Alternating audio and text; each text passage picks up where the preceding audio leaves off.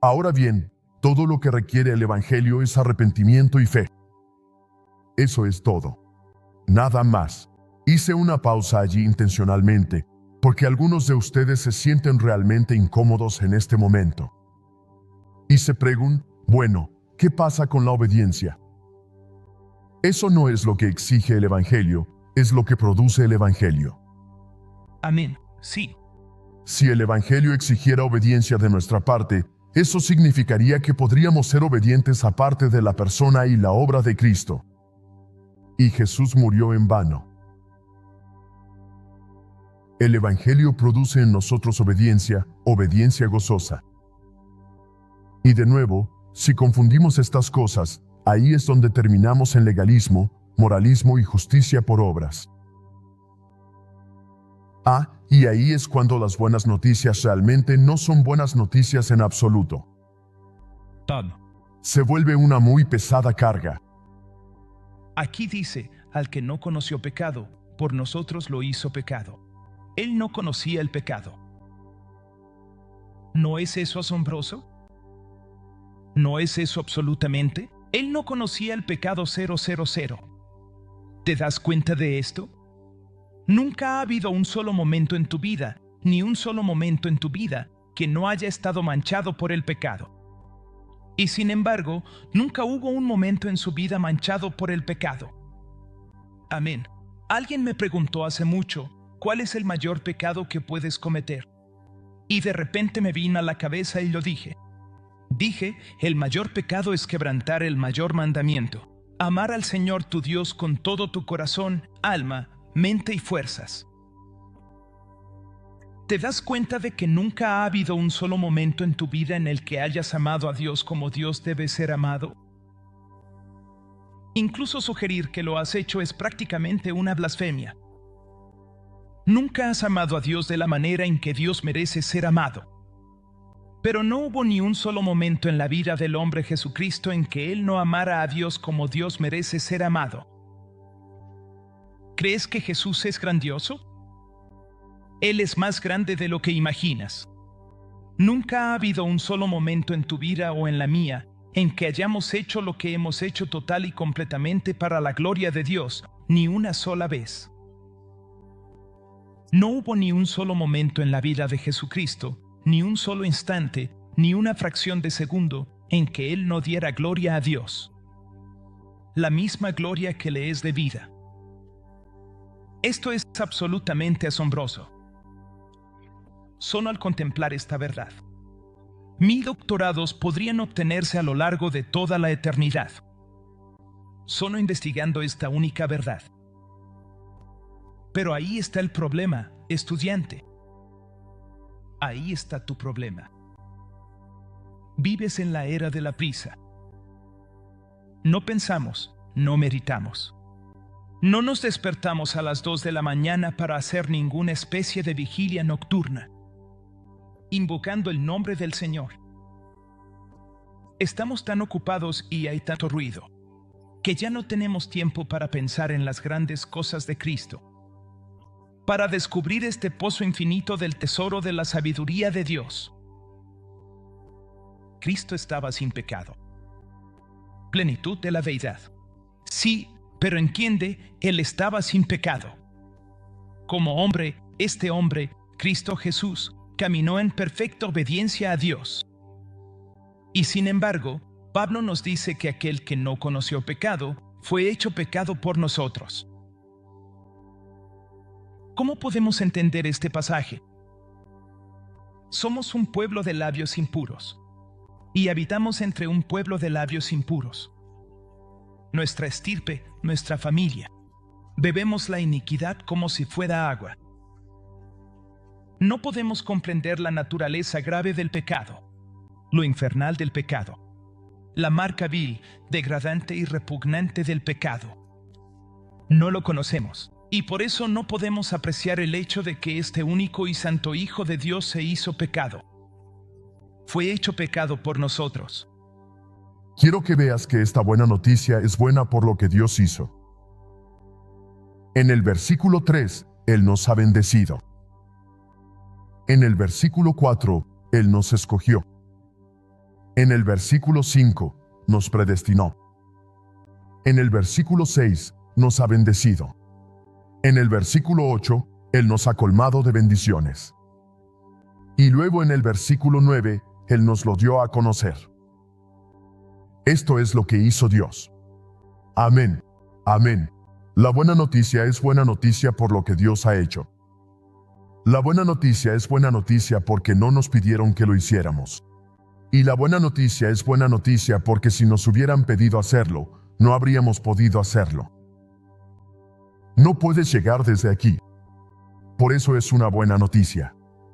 Dios hizo esto por nosotros cuando no podíamos hacerlo por nosotros mismos. Eso es lo que hace que las buenas noticias sean buenas noticias. Vemos que esta es una buena noticia no solo porque Dios lo hizo, sino porque Dios lo hizo en Cristo. Versículo 6. Nos bendijo en Cristo con toda bendición espiritual en los lugares celestiales. Versículo 4. Nos escogió. En el vers 5. Nos predestinó. ¿Y luego qué? Por medio de Jesucristo. Versículo 6. La última parte del versículo. En el amado, el versículo 7 comienza con Amén. Amén. En el versículo 7, tenemos por medio de su sangre. Baja al versículo 9, al final. En Cristo. Mira el versículo 10, en Él. Mira el versículo 11, en Él. ¿Lo entendemos? En Cristo. En Cristo. En Cristo. En Cristo. En Cristo. Esto es una buena noticia porque Dios hizo lo que nosotros no podíamos hacer por nosotros mismos. Y esto es una buena noticia porque Dios lo hizo en Cristo. Ahora, para desglosar eso, Dios hace esto en Cristo. Entendemos que Él hace esto en Cristo porque Cristo es el Dios hombre. Entendemos que Él hace esto en Cristo porque Cristo es completamente Dios y completamente hombre. Entendemos que Dios hace esto en Cristo porque es solo como el Dios hombre que Cristo puede cumplir toda la ley, sufrir la muerte y vencer la muerte, el infierno y la tumba. Pero entendemos que es importante que Él sea el Dios hombre, porque como hombre, tiene que asumir nuestro pecado y ser nuestro representante federal, así como Adán fue nuestro representante federal. Adán fue nuestro representante federal. Así que todos pecamos en Adán. Y luego Cristo es el representante federal de todos aquellos que tienen fe en Él, de modo que su justicia puede ser imputada a nosotros, y nuestra pecaminosidad puede ser imputada a Él. Y todo eso se resume en la frase en Cristo. ¿Qué significa que Cristo fue hecho pecado por ti? Por ti, en tu lugar. ¿Significa eso que de alguna manera en ese madero la naturaleza de Cristo se volvió corrupta? ¿Se convirtió Cristo mismo en un ser contaminado cuando estaba en ese madero? ¿Eso es lo que significa?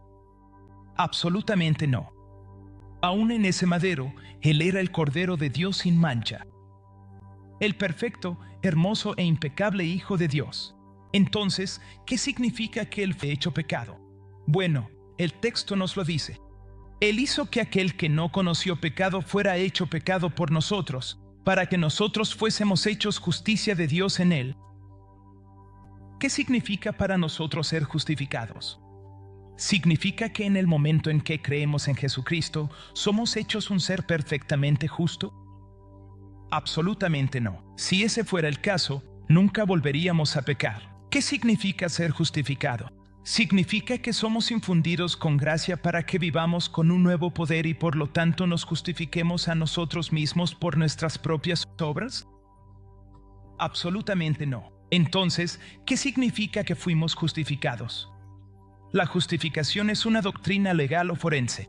¿Significa esto que en el momento en que un hombre o una mujer cree en Jesucristo, son declarados legalmente justos ante Dios?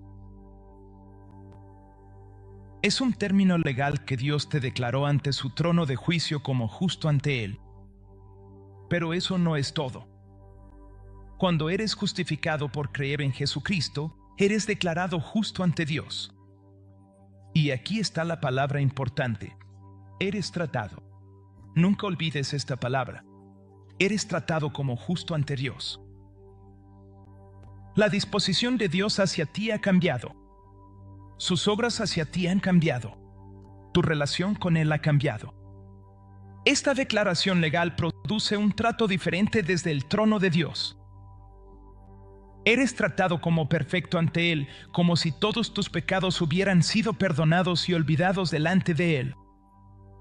Esto es algo magnífico.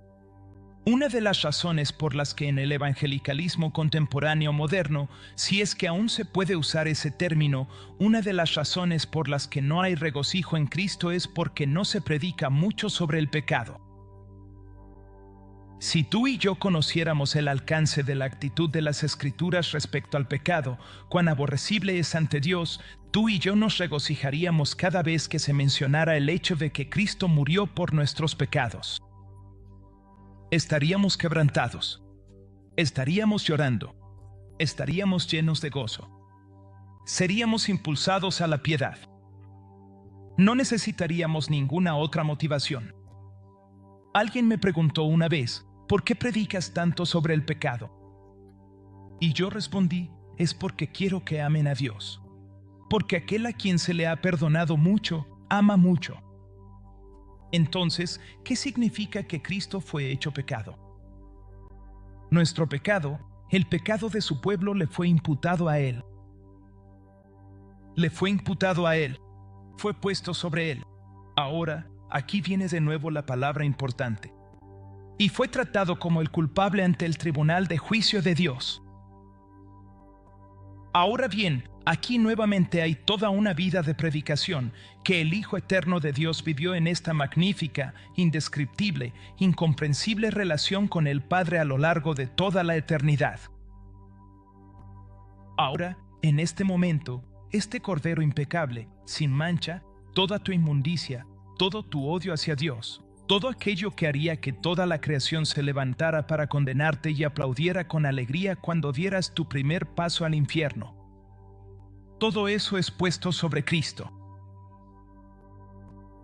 Es puesto sobre Cristo.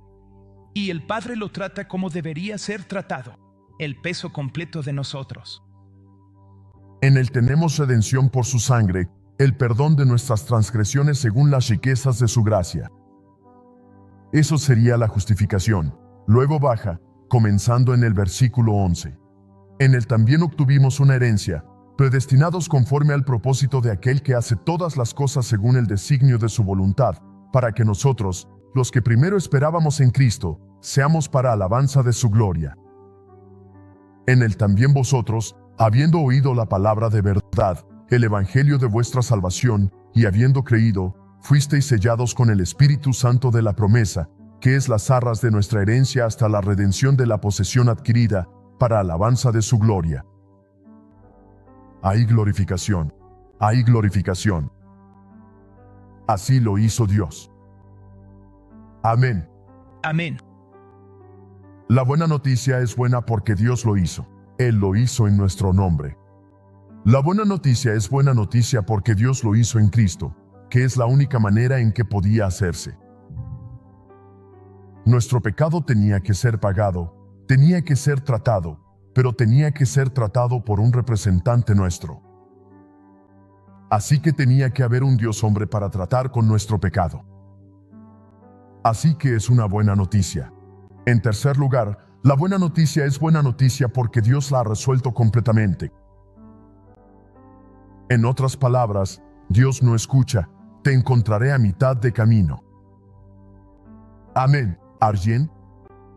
Porque si Dios dijera, te encontraré a mitad de camino, Él estaría allí esperándonos. Amén. Amén.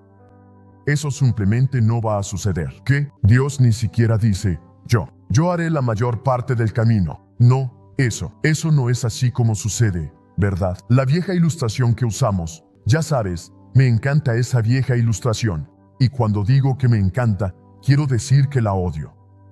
La única ilustración que usamos, ya sabes, estamos ahí, nos estamos ahogando, nos estamos hundiendo por tercera vez, y Dios nos lanza el salvavidas, ya sabes, y todo lo que tienes que hacer es extender la mano y agarrarlo. No. ¿Por qué? Ve al capítulo 2. Y Él os dio vida a vosotros, que estabais muertos en vuestros delitos y pecados, en los cuales anduvisteis en otro tiempo, siguiendo la corriente de este mundo, conforme al príncipe de la potestad del aire, el espíritu que ahora opera en los hijos de desobediencia, entre los cuales nosotros vivimos en otro tiempo, en los deseos de nuestra carne, haciendo la voluntad de la carne y de los pensamientos, y éramos por naturaleza hijos de ira. Estabas muerto. No, casi muerto. No está casi muerto. Estabas muerto. Oye, escucha, yo no soy médico, ni interpreto a uno en la televisión, pero sé esto. Los muertos no agarran cosas. Amén. Amén. Los muertos ni siquiera ven cosas para agarrar. Estábamos muertos. En nuestras transgresiones no caeremos por última vez, sino que seremos cadáveres hinchados sin ninguna esperanza, a menos que alguien externo nos insufle vida nuevamente. Por cierto, eso es exactamente lo que encontramos en el versículo 2 del capítulo 2. Mire el versículo 4 de donde lo dejamos. Pero Dios, yo solo. Esto es lo mejor. Siendo rico en misericordia, por su gran amor con que nos amó, aun estando nosotros muertos en pecados, nos dio vida juntamente con Cristo. Estábamos muertos y Él nos hizo vivir. Él lo hizo todo. Nosotros no hicimos nada. Lo único que aportamos a la fiesta fue el pecado que necesitaba ser perdonado. Eso es lo que hace que las buenas noticias sean realmente buenas.